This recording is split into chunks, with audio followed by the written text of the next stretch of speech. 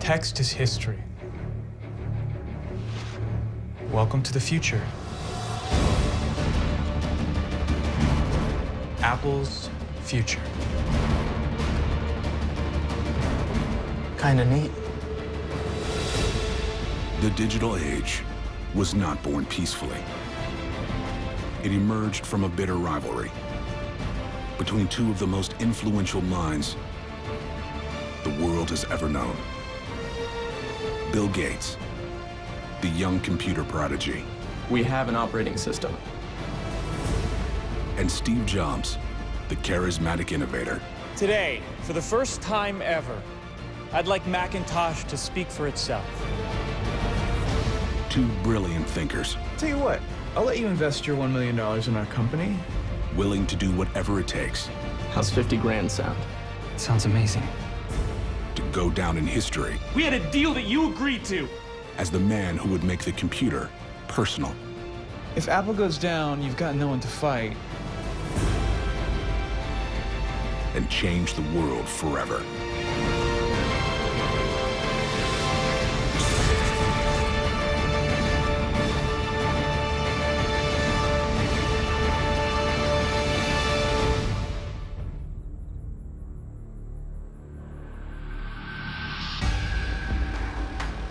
A teenager and his friend are on a mission to hack into their local computer center and help themselves to some free computer time.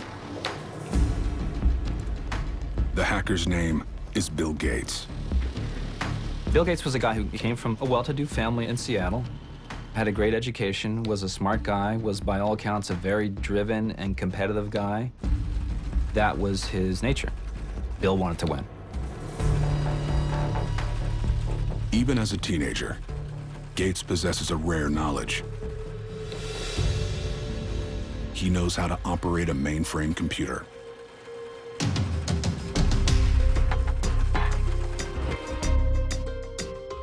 Mainframe computers were these huge computers that experts used, to crunch data. They were used by corporations, and, the gods of tech had to run these things. They couldn't be handled by regular people. In 1974, the concept of the personal computer doesn't exist. Until a company in New Mexico introduces the first computer small enough to be used by the general public. It's called the Altair 8800. It was a proof of concept toy, in a way. I mean, it was a sophisticated toy. It was a direction, but it didn't do a whole lot. It didn't have a terminal, didn't have a keyboard, didn't have any of the things that we typically associate with a computer right now. Most importantly, there's no easy way to operate it.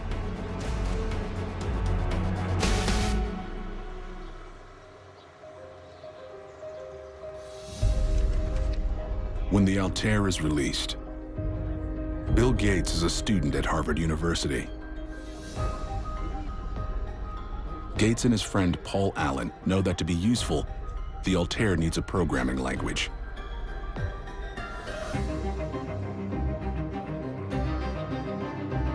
And they decide to give it one. Bill Gates and Paul Allen sensed that something was in the air. They didn't want to spend the next 2 or 3 years watching the parade go by.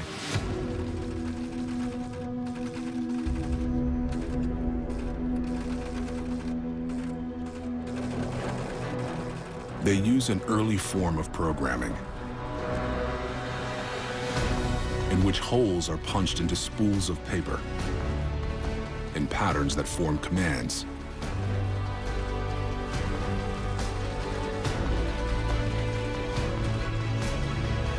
To prove that their program works, they'll have to take it directly to the makers of the Altair. Hugo. You look older, they'll take you seriously. Okay.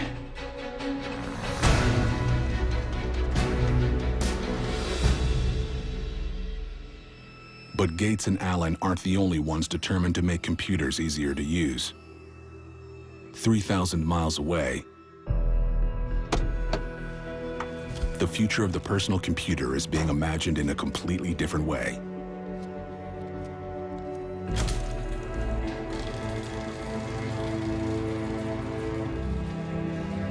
Steve Jobs is a college dropout who has just returned from a spiritual quest in India and has limited experience with computers. He was part of the hippie crowd, the whole drugs and all kinds of alternative lifestyles. He was not trained in computing. One of Jobs' friends is Steve Wozniak, an electronics and computer hobbyist, who's come up with a radical idea. Hey, What you working on? I got something new. Check this out. Wozniak has built a computer with a microprocessor, like the Altair. But he's added two other key components: a keyboard and a monitor.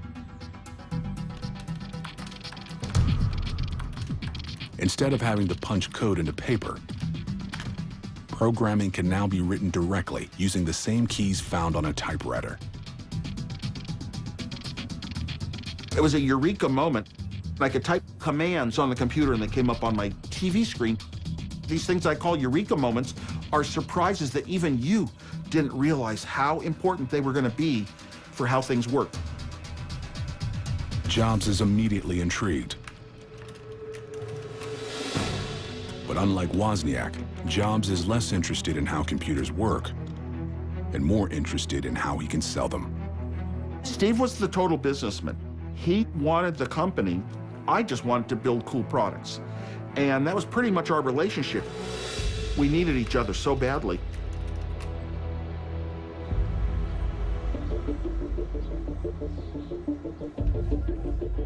Bill Gates is waiting on word from his partner Paul Allen, who's demonstrating the software they created for the Altair. Okay, this is just a basic language we wrote, but let me type in a few commands and show you how it works.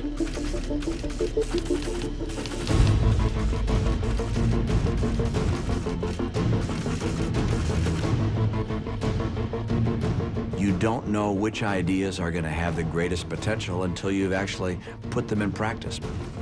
Sometimes someone comes up with an idea and you say, wow, this could really revolutionize the world.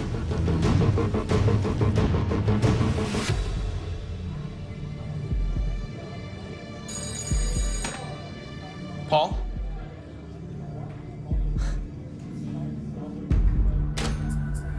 Gates and Allen have just sold the first software program for a personal computer.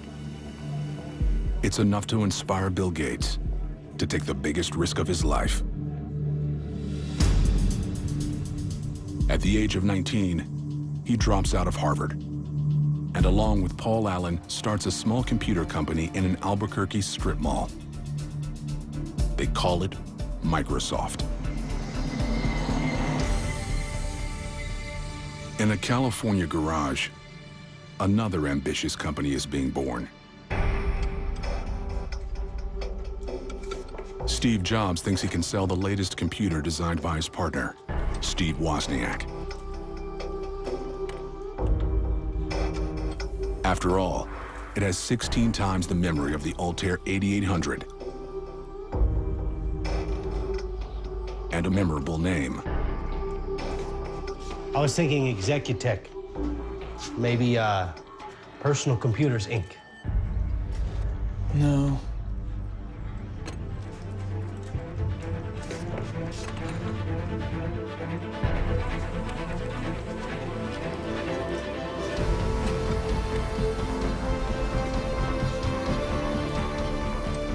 It was a brilliant name because it made people laugh. It was sort of a disjuncture a bit. Apple and computer. Those two words didn't go together, but it made you feel it was friendly. It took the edge off the word computer. But a clever name won't make it any easier to sell their creation.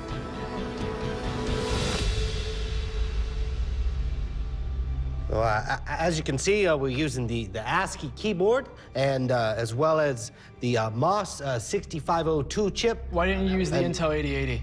It's more compatible. You can see the design here. If you want to know like. more, you can buy one. I think we've shared enough.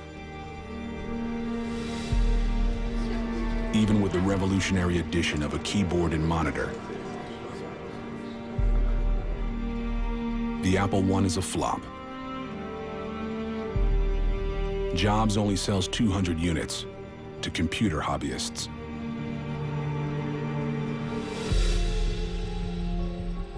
But Jobs and Wozniak are not ready to quit. We knew we were going to be successful. We never once thought we would fail. We knew that we were going to shock the world and that we were going to be so far ahead of everybody else's attempts to build low-cost computers that we were going to own the world. While Steve Wozniak works to make their processors faster, Steve Jobs knows he needs to make the computer itself more appealing.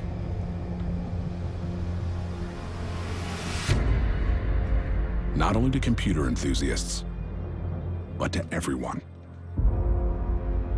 He begins to imagine a fully contained machine, incorporating all the needed components into a revolutionary, easy-to-use design.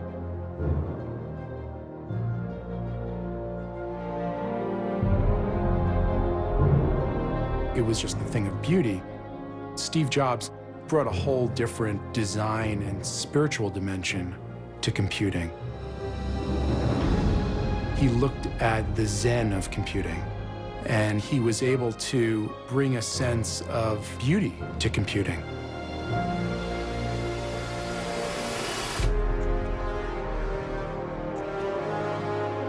The Apple II was about to change the computer business forever.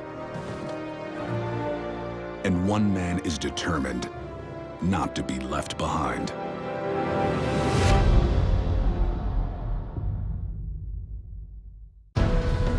"22-year-old Steve Jobs believes a personal computer will one day be in every home. And now he's one step closer to making that dream a reality.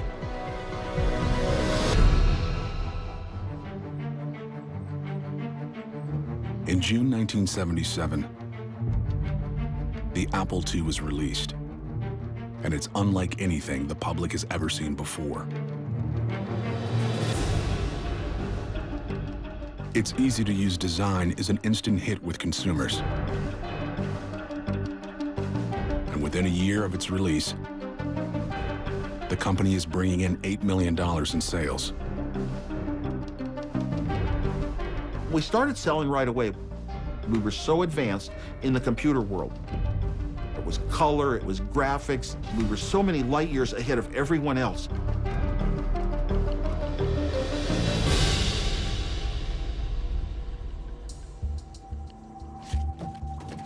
Apple has its first hit. But when Bill Gates gets a look at the computer, he sees a way to advance his own company, Microsoft.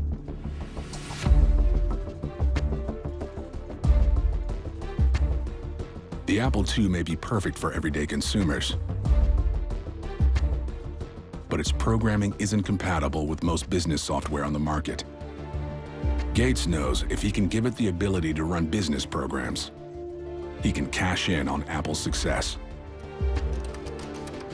Gates and his engineers spend months developing the Soft Card, a circuit board that plugs right into the Apple II, allowing it to run business software. But in order for Microsoft to benefit from its design, two of the greatest minds in the computer industry will have to meet face to face.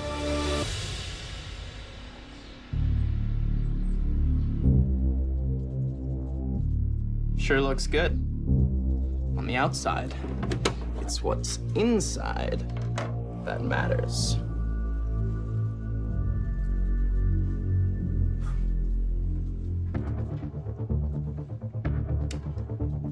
You know how to write code? I hire people for that. Steve Jobs and Bill Gates were like a binary star system. Starting in the 1970s, they orbit around each other. They each have a grand gravitational pull. Now you'll be able to run everything out there. Word processors, spreadsheets. Bill Gates has just given Steve Jobs a way to turn his popular home computer into a powerful business machine. It's a win for Apple and for Microsoft. By 1980, selling soft cards to Apple users has become Microsoft's #1 revenue source. And the company triples its sales.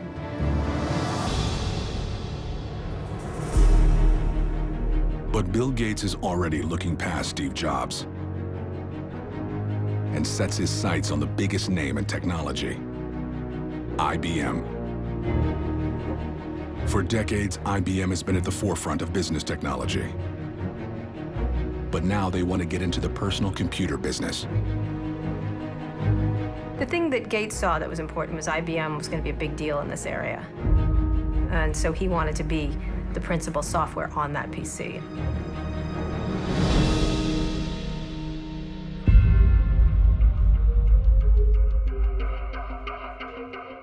What we're really looking for is an operating system. An operating system. I thought you only needed programming languages. We could go with another vendor. I mean, we have an operating system.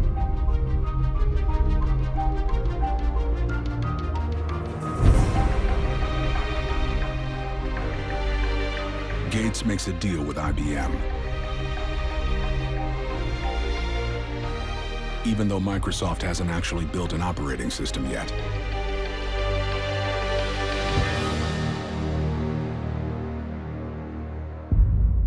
But Bill Gates knows where he can get one.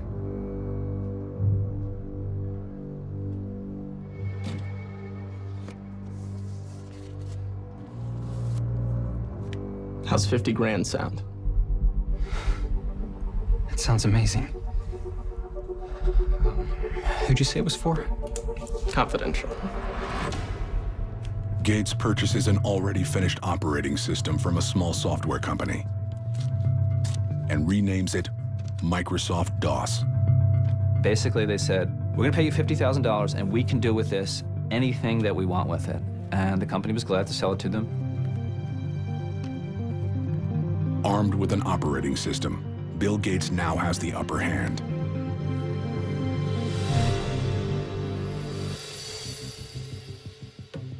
So when he returns to IBM, he makes one non-negotiable demand. I'd like the right to sell it to third parties. Gates is making software, and software was king. And so Gates made the very shrewd idea of creating software that could be on any device. And I think IBM was not thinking of it in terms of where it was headed. Gates negotiates a non-exclusive license to IBM for Microsoft DOS.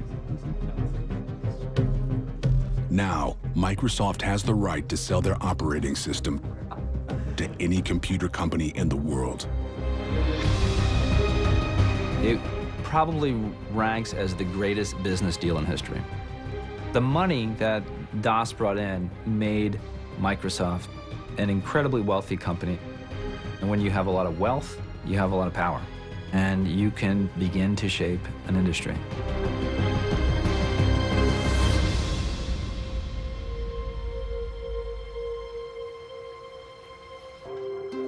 Steve Jobs has been watching from afar as Bill Gates dominates the computer business.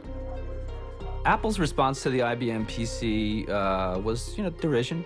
They thought it was a big, clunky, inelegant box, but they were also smart and they knew anything that IBM stepped into, it was gonna own a chunk of that market. Jobs knows if he's going to keep Apple competitive, he needs a big idea. This guy, Jeff Raskin, suggested we go to Xerox PARC Center. He said they have some things you should see.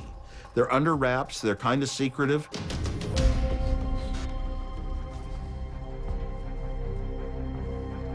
Yeah. So what kind of great things have you got going on over at Xerox PARC? Some object-oriented programming, network stuff. Nothing as exciting as you guys.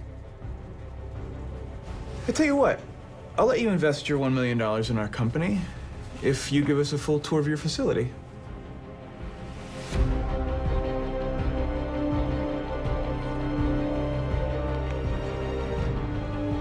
We can make that happen. Steve Jobs has no idea that what he's about to see will transform his life, his company, and the world.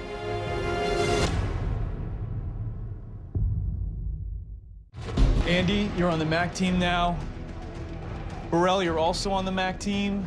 And Mike, you're coming as well. Design meeting tomorrow morning, 8 a.m. Jobs makes one non-negotiable demand.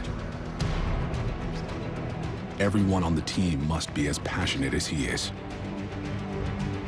Steve Jobs, he had a certain vision. He was not particularly pleasant to deal with a good chunk of the time. Politics sucks, okay? There were amazing stories about the pressure cooker that the Macintosh team was under, but he was also the most charismatic guy who ever walked the planet, according to anyone who ever met him or worked with him.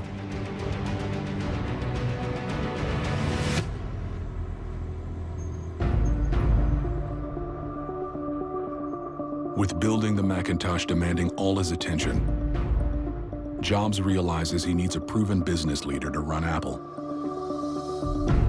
Steve needed somebody who could be a crisp manager and marketer.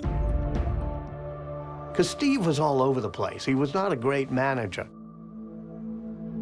In 1983, former Pepsi executive John Sculley steps in as Apple's new CEO.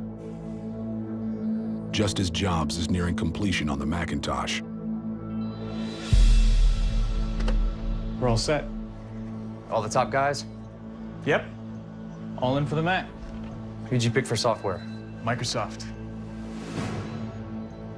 You trust Gates? There's no one better.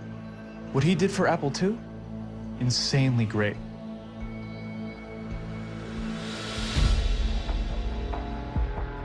Once again, Steve Jobs invites Bill Gates to participate in his latest innovation. Text is history. Welcome to the future. Apple's future.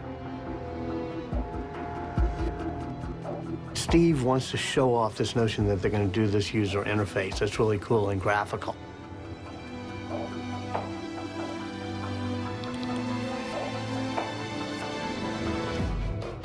And Gates thinks it's absolutely wonderful, and he's willing to write Microsoft software to be part of it. Kinda neat. But Gates senses an even bigger opportunity for Microsoft. I think when Bill Gates saw the graphical user interface, I can't imagine he did anything but think, like, I gotta run back and tell my guys about this, because this is the way you're gonna interact with computers in the future.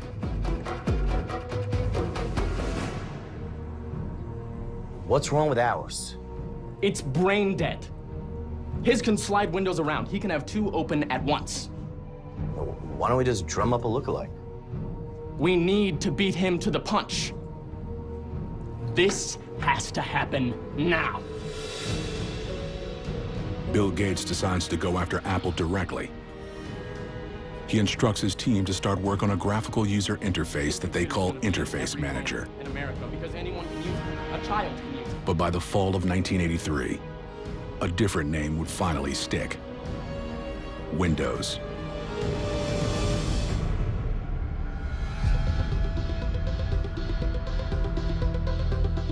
When word of Microsoft Windows reaches Steve Jobs, he's only weeks away from releasing the Macintosh. The idea he's devoted the last 3 years of his life to.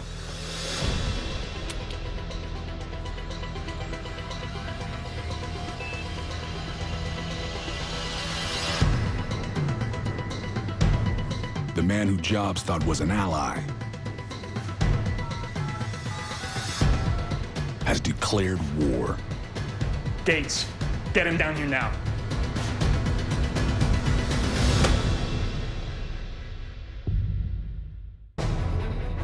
Steve Jobs and Bill Gates are both staking their futures on the same revolutionary approach to software for the personal computer. But in the effort to get to market with it first, the one-time partners are now at war. Gates, get him down here now.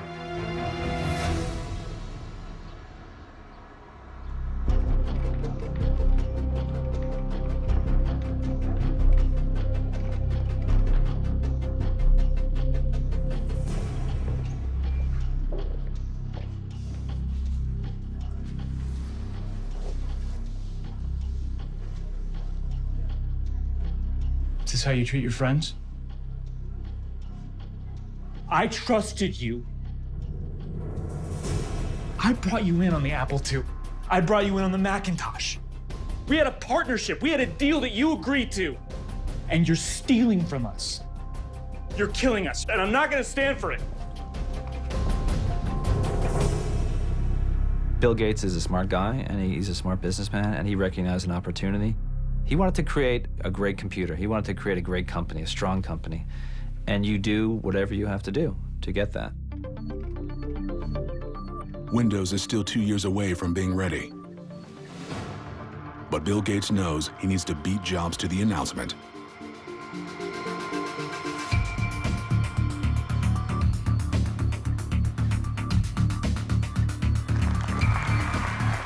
I'm here to show a few highlights for our upcoming product. It sports a user-friendly graphical interface. Timing is such a factor in these things. So it's like, okay, let's start. Something from nothing. That's the spirit of Silicon Valley.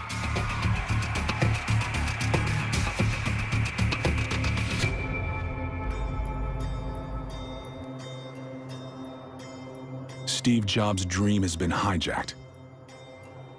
But unlike Gates, he has a working product that's ready to sell, and a natural talent for marketing it.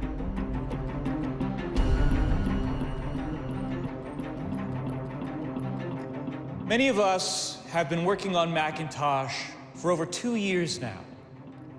Today, for the first time ever, I'd like Macintosh to speak for itself.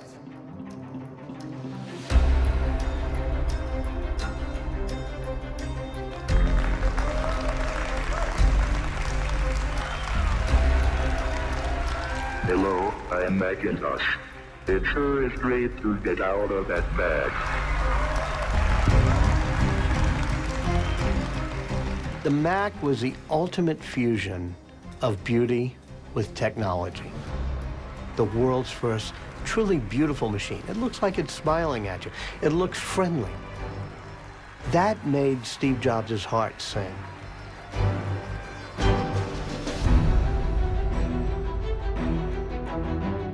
The unveiling of the Macintosh is a hit. But the computer itself is slow and struggles to find buyers.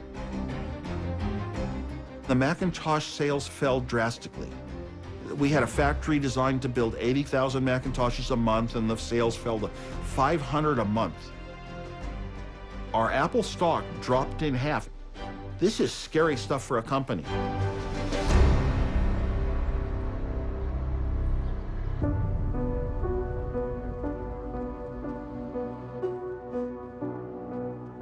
I got with the design department, and I think it's gonna be... Steve, there's no one who admires your brilliance and vision more than I do.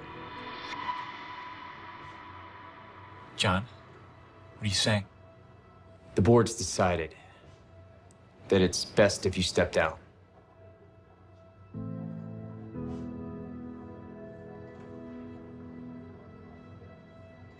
Steve Jobs had created a board of people who are all almost like father figures to him.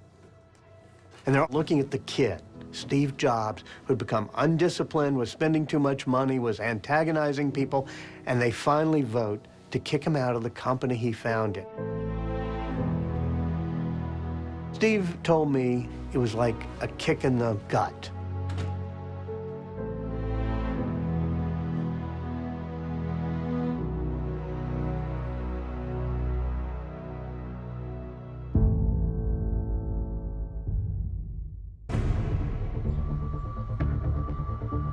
In 1985, the Macintosh fails to light the world on fire.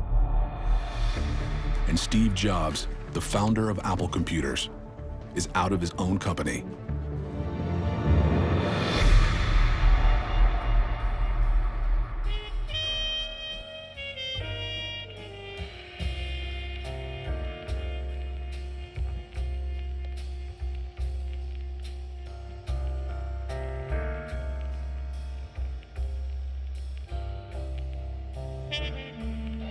A man who once seemed an unstoppable pioneer has been cast aside.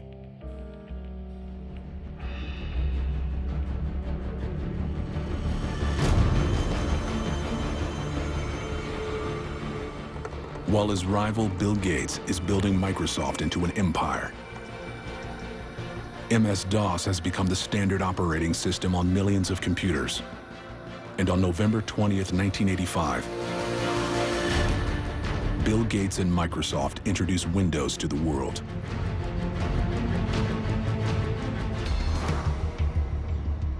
As Bill Gates' legal troubles mount,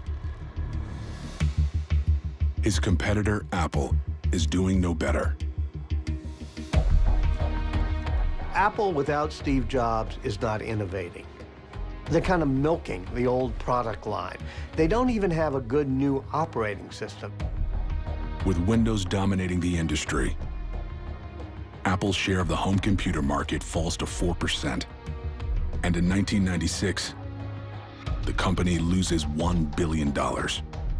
Apple was struggling. Apple went through a series of CEOs that were treading water. You had, Scully, you had Gil Amelio, you had Spindler. Apple was within a month or two of going bankrupt.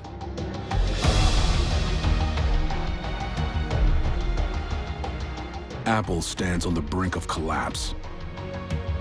So 12 years after forcing him out, the board asked Steve Jobs to come back.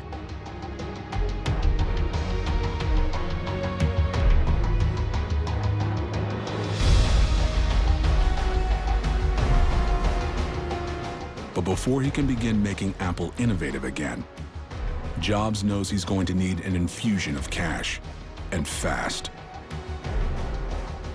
To get it, he'll have to turn to an unlikely source. Hi, Bill. Bill Gates is under investigation for running a monopoly. Steve Jobs is back at the company he founded, but it's on the verge of bankruptcy.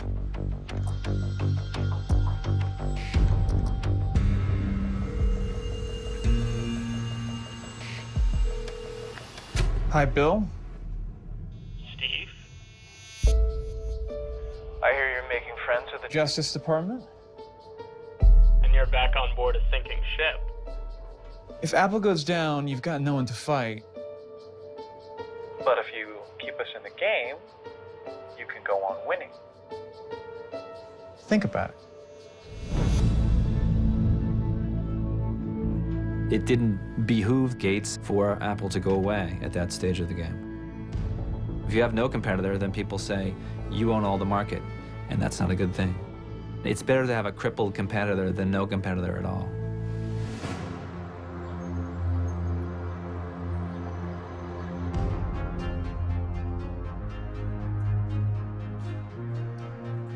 Now, I'd like to talk about meaningful partners.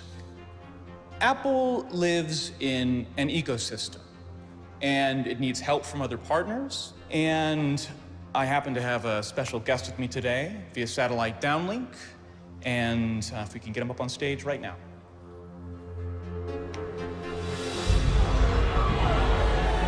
Good morning.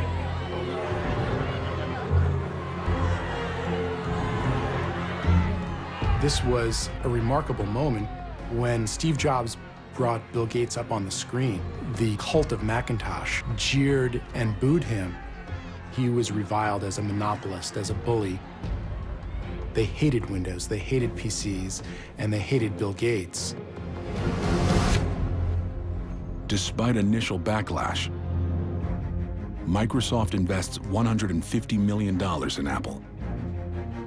And Jobs wastes no time turning Apple around.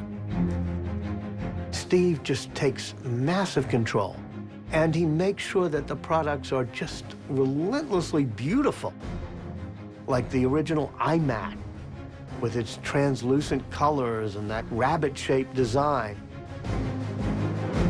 7 minutes to load a song. In 2001, Steve Jobs pushes beyond computers The MP3 player that ruined my day. into entirely new products, like the iPod. Make me something better. Nobody knew we needed 1,000 songs in our pocket. We all had MP3 players. But Steve said, no, I'm going to create something that's so great. People don't know they want it, but once they see it, they're going to want it.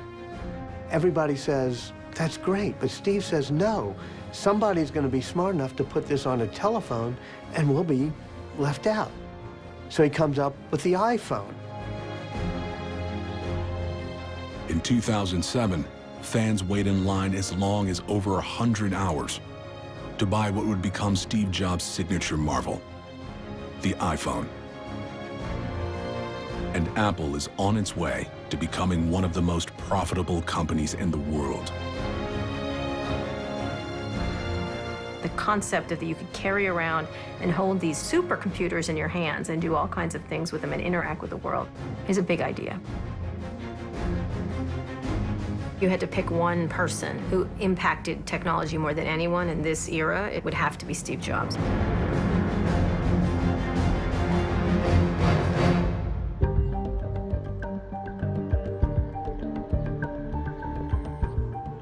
While Steve Jobs' reputation soars, Bill Gates has an image problem.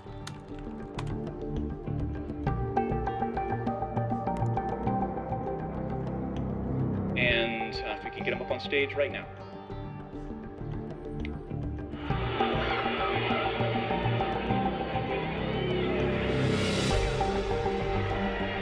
He wanted to be beloved, and he wanted his name to go down in history in the pantheon of great men.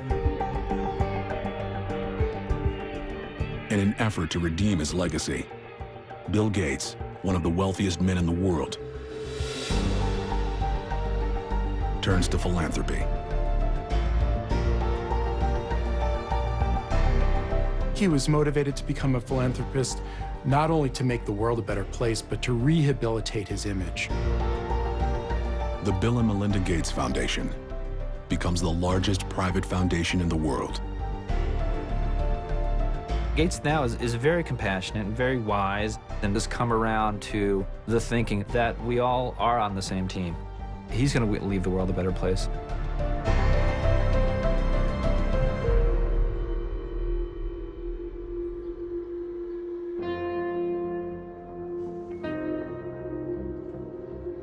For years, Steve Jobs has been downplaying the news that he's suffering from pancreatic cancer. By 2011, his health problems forced Jobs to resign as Apple's CEO. Maybe he didn't know he was dying, but he knew he had limited time on this planet. Death became an important motivator for him. And if you think about it, everything that he did that people remember him for today were when he was dying.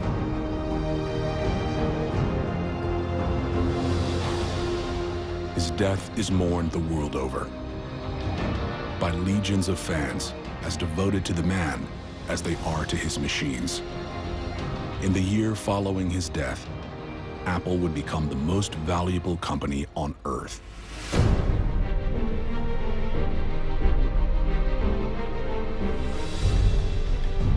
The relationship between Steve Jobs and Bill Gates was very complex. They were like brothers in a way. They were with each other every step of the way, sometimes rivals, sometimes friends. They were mean to each other, but eventually reconciled because they were the two pioneers that built the industry.